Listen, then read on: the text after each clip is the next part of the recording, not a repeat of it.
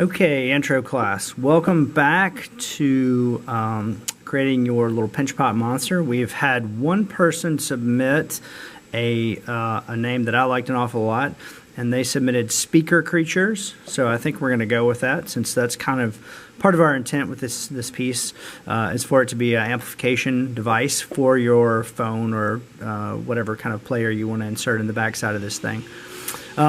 You can see this is the original design that I came up with, and the one that you saw the planning for, the one you saw the build for, and now I've let this harden, and it's in a leather hard state. It's very stout and sturdy. I can tap on this eye stalk, it's not going anywhere. I'm not tapping too hard because I don't want that to break, but at this leather hard stage, it's pretty tough. It's pretty durable. If it were in a bone dry state, or next state, it would be much more delicate, but right now we can still make some changes and some modifications. I'm going to slide it a little bit closer here. Pardon me. So, I think most everybody has probably seen this thing before in the flesh. Hopefully you have. But it's got a lot of small imperfections now. It's got these tiny little clay boogers. There's some right there, and I'm just going to brush that off. And you can kind of give it a once over and take a look around, see if there are any issues. Here's a little spot that, we'll see if we can zoom in here. There's a little spot where I've got some imperfection right here. And this is what I call a clay booger. It's just a tiny little piece of clay that we don't really need or want anymore, so I'm going to wipe that off. There are going to be lots of little ones like that all over the place. Right up here we've got some on the inside of this. Then I'm just going to use my number 2 pencil to work with. This number 2 pencil is the most fabulous clay tool known to man. It's my favorite. It's just wonderful because almost everybody's got one and you can do so many different things with it. It's got, if I kind of pull it up, it's got just the perfect amount of taper to be able to go inside all of our little details and clean those up. So if I had clay boogers, I could just kind of take that and work it in there.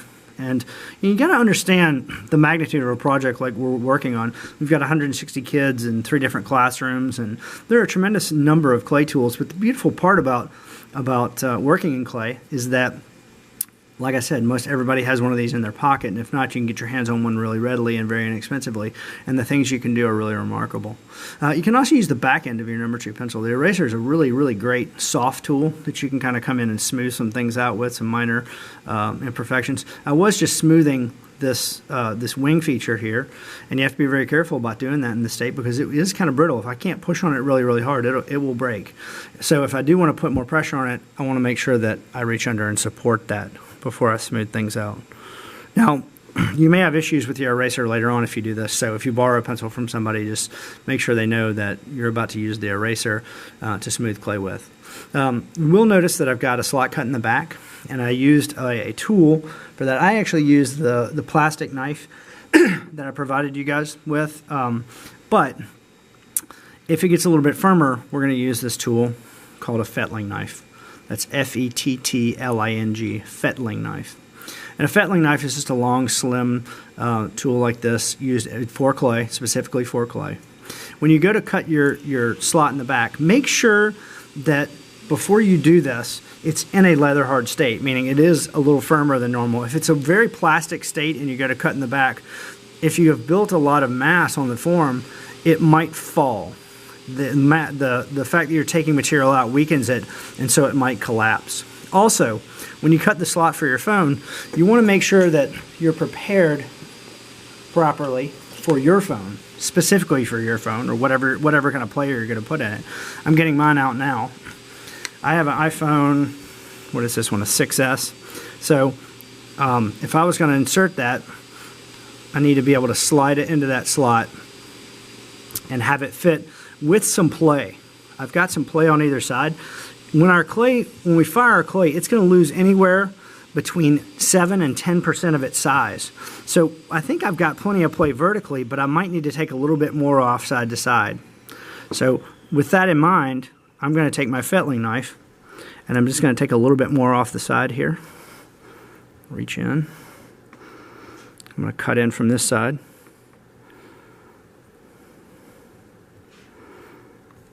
And I can just slice down and slice a little bit of that off. And then I can use my fettling knife just to smooth the sides out as well.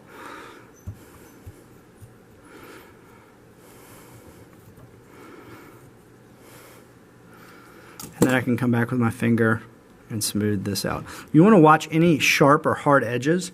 If you've got anything, if you feel it that it feels really sharp or could potentially be sharp, you want to make sure that you rub those down. Those little, again, those little boogers, if they're areas from you carving into the clay with something, you may have some little areas that, again, what I call clay boogers, and those clay boogers can get very sharp when they're fired. So just make sure that you knock all of that down. You can also use a piece of paper towel. I got a piece of paper towel here, and we can just fold that up. And we're going to dip that in some water and squeeze it out really well. So now I've just got this piece of damp paper towel.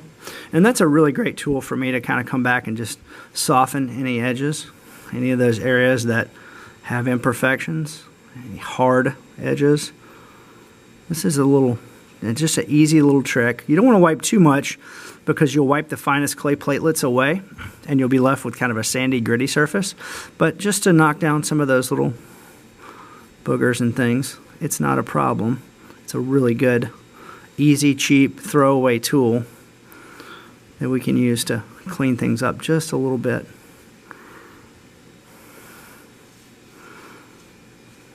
Now, there's no point in wiping your entire piece down if it doesn't have these little clay boogers or if it has no issues. If your surface is already smooth, then what's the point in doing that? You're just taking clay away.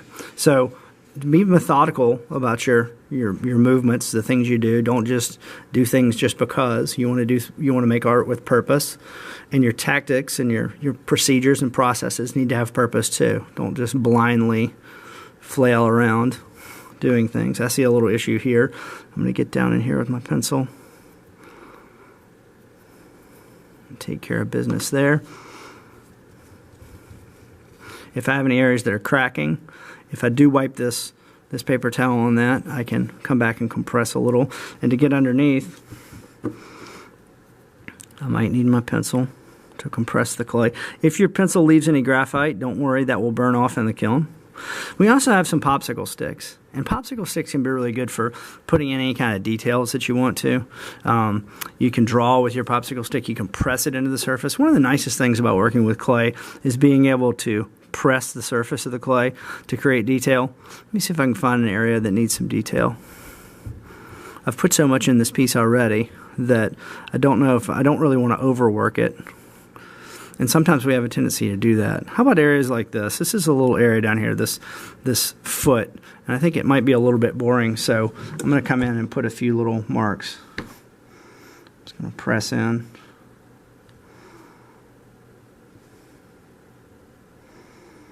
I'm careful not to push too hard. Some of those moves I just made were a little bit aggressive, and I'm not sure that I'm super happy with it.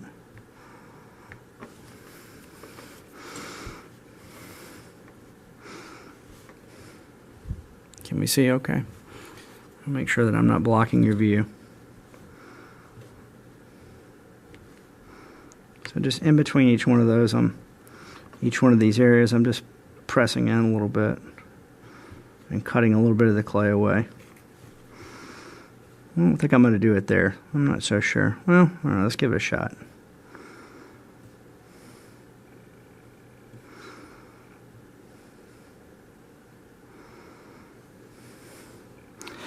Your moves at this stage are pretty permanent, so think about them before you make them. You're just not going to get a lot of it back. If you do wind up losing any components, let's say that I'm over here working and I lose this horn. It comes off in the process. I can put that horn back on so long as it's not too hard. This one's getting really, really close. It's really hard leather hard. The rest of the body is not as hard as this.